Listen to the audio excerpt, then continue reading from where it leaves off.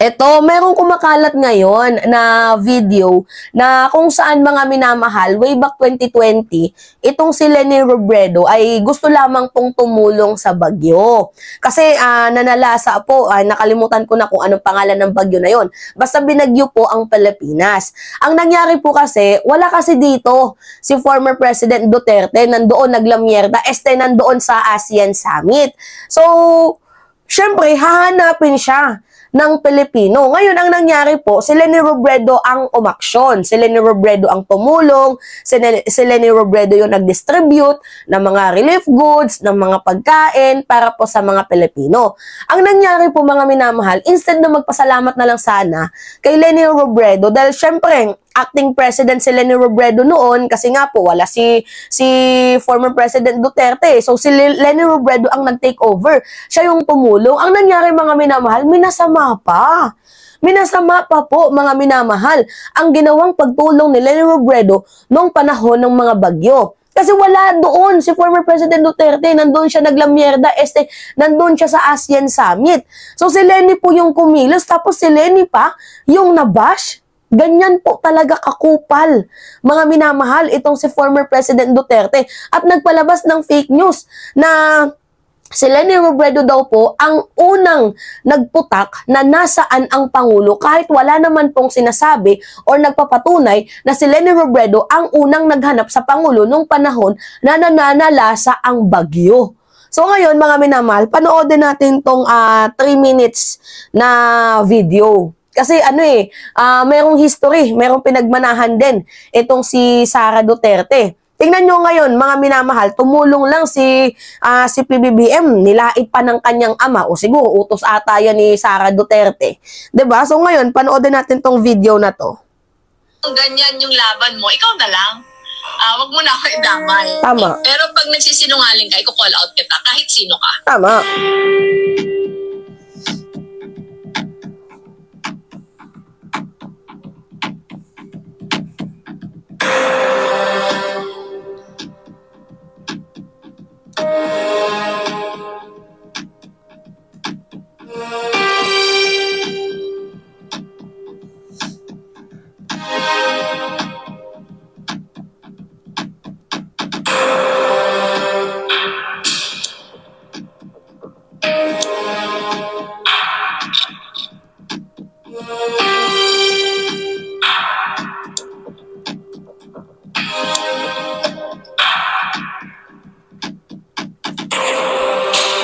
See?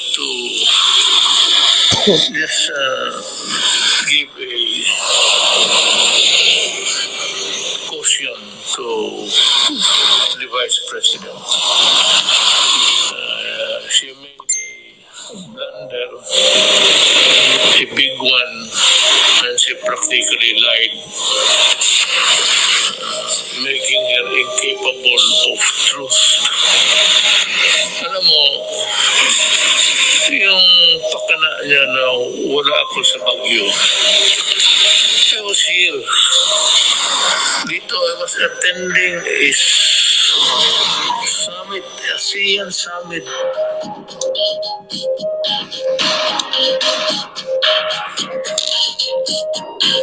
Grabe talaga yung fake news noon kay Leni Robredo, no? Grabe. Tumulong na nga yung tao, napasama pa, oh.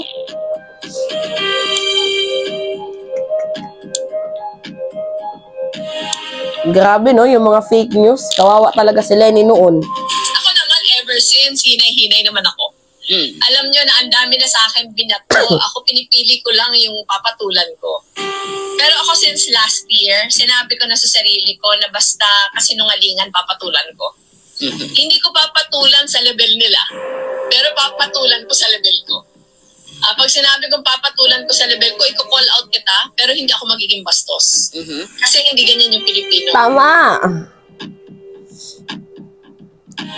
Yan, oh, minasama ni Duterte ang ginawang pagtulong ni Vice President Leni Robredo. Grabe, no? Bagyo dapat nagkakaisa eh. Tama, walang kompetensya.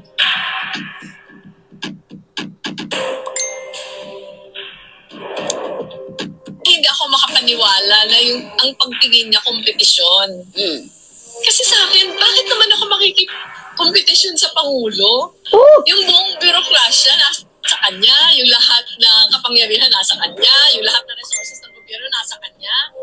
Kami nga outside ako lang po, sumusubok lang kaming gumawa kung ano yung makakaya namin gawin. Paano ko naman mapapantayan?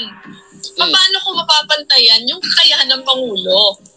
So para nga sa akin, bakit minamasama? At ang feeling ko nga, di ba mas nakakabuti na mas marami tayo? Na mas nakakabuti na mas marami tayo nagtutulong-tulungan. Nalulungkot pa din ako na nangyayari ito sa gitna ng panahon na dapat sana nagkakaisa kami. Yan, di ba buti pa si Lenny noon? Alam nyo, mga minamahal, masyado kasing popular yung pangalan ni former President Duterte at aminado din naman talaga ako na madaming nabudol si Duterte. Kada sinasabi ni Duterte, pinapaniwalaan agad dahil lahat, yung bureaucracy, yung mga senador, iilan lang po yung lumalaban dyan, yung mga kongresista, halos lahat hatak niya. So, pag sinabi niya, sinungaling si Lenny, ipopost sa media, tapos, pagtatawanan, tapos gagawing pananggalaban sa kanya, na si Lenny ganito, panahon ng bagyo, nagmamagaling, nagmamarunong. Kaya ngayon, naintindihan ko ng mga minamahal kung bakit madaming nagmamahal kay Leni Robredo. Alam ko na, kasi si Lenny, literal na in the difficult moments and in the difficult times, nagpapakita siya. Nag-show up itong si Lenny.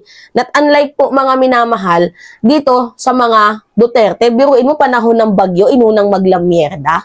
Itong si Sara Duterte, may bagyo, nandoon sa tawag dito, nandoon nanonood ng concert, tapos ng Bagyong Christine nandoon umattend sa kasal na dapat sana nagtatrabaho sa kanyang opisina dahil napakalaki ng pondo, napakalaki ng budget. So, can you imagine that mga minamahal na iba si Lenny sa kanila? Kaya nga, kung mayroon man talaga akong pinagsisisihan, yung binatikos ko si Lenny noon, aminado naman talaga ako doon na may pagkakamali ako. So, at least ako, inamin ko na nagkamali ako. 'Di ba? So, tao lang din naman ako. So, mas humahanga pa ako sa totoo lang kay Lenny kaysa kay Sara. Noon hanga ako kay Sara.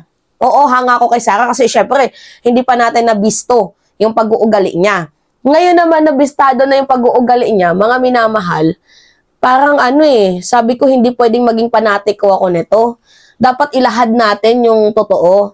So, malayo talaga yung difference ni Sara Duterte dito kay former Vice President Leni Robredo. Kaya, how can I hate Leni Robredo ngayon na nakikita ko na hindi nga maarte, sumugod sa baha Kahit anytime, pwede siyang magkaroon ng sakit na leptospirosis dyan. Hindi nag-inarte. On the ground, real quick, madili speed ang pagtulong ni Lenny. Hindi katulad kay Sara Duterte, gumawa muna ng issue bago tumulong.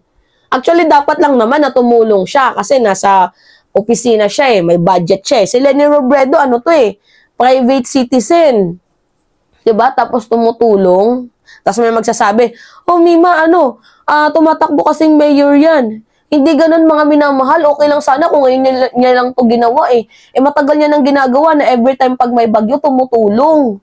So, ano pa ba yung dapat patunayan sa inyo ni Leni Robredo? Dahil nakikita naman natin, siguro hindi lang siya na-appreciate ng mga tao, ng mga haters niya. Pero kami, mga minamahal na namulat sa katotohanan at muling hindi napipikit pa, alam namin na itong si Lenny ay meron talagang mas magandang layunin para sa ating bayan. So anyway, mga minamahal, yun lamang po. It's me again, si Mima Alicia nyo, at nagbabalik ulit para sa ating panibagong video.